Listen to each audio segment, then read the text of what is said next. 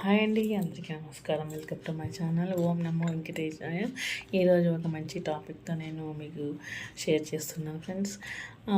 మనం నేను కూడా చాలా డిఫరెన్స్ చూస్తున్నాను ఫ్రెండ్స్. ఇస్కాన్ వాళ్ళని చాలా తక్కువగా చూస్తున్నారు మన వాళ్ళు. ఏంటి వీళ్ళు కృష్ణుడు కృష్ణుడు కృష్ణ కృష్ణ అని అంటూ ఉంటారు.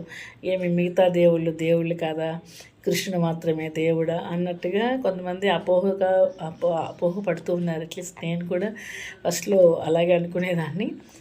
తర్వాత నేను భగవద్గీత చదవడం మొదలుపెట్టాక చదువుతుంటూ నేను ఇవన్నీ విషయాలు తెలుసుకోవడం వల్ల నాకు తెలిసిన విషయాన్ని మీకు షేర్ చేస్తున్నాను ఫ్రెండ్స్. మనం ఏది చదవాలి, ఏది నేర్చుకోవాలి అనేది మనము చేయడం లేదు. చాలా వరకు మనము కానీ మన పిల్లలకి కానీ చేయడం లేదు. ఇస్కాన్ అనే సంస్థ ఇంటర్నేషనల్గా అన్ని దేశాలలో మన గ్రంథాలైన భగవద్గీత గ్రంథాలను ప్రచారం చేస్తూ ప్రతి ఒక్కరిలో దైవభక్తిని నింపుతున్నారనమాట.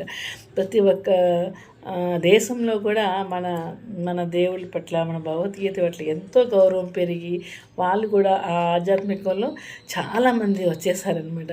సో మన వాళ్ళు చూస్తే చాలా అపోహలో ఉన్నారు.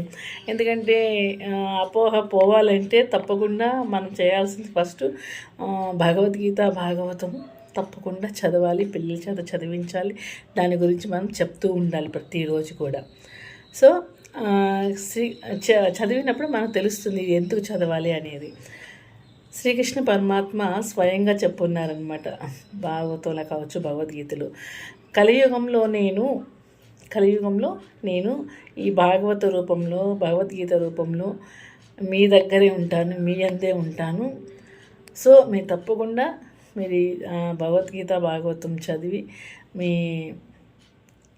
జీవనాన్ని కొనసాగించండి అని ఆయనే స్వయంగా చెప్పారనమాట. ఆ పరమాత్మ అది మీరు చదివినప్పుడే తెలుస్తుంది ఫ్రెండ్స్. అట్లా మనం భాగవతం చదివితే కృష్ణుడు మనతో ఉన్నట్టు అనమాట. ఒక్కసారి చదవడం మొదలుపెట్టండి. భాగవతము, భగవద్గీత, రామాయణం చదవడం మొదలుపెట్టండి. మనకు ఎక్కలేని శక్తి అనేది వస్తుంది. మన జీవితం కొత్తగా మారుతుంది. మారినట్టు మనకే తెలుస్తుంది. దయచేసి తప్పకుండా పిల్లలకి చెప్పండి. పెద్దవాళ్ళు కూడా మన భగవద్గీతను చదవండి. ఇది నా రిక్వెస్ట్. చాలా అంటే చాలా విషయాలు ఉన్నాయి. మనం ఎంతో నేర్చుకుంటాము. మనకి ధైర్యం వస్తుంది. అసలు మనం చేయాల్సింది, చదవాల్సిందే భగవద్గీత.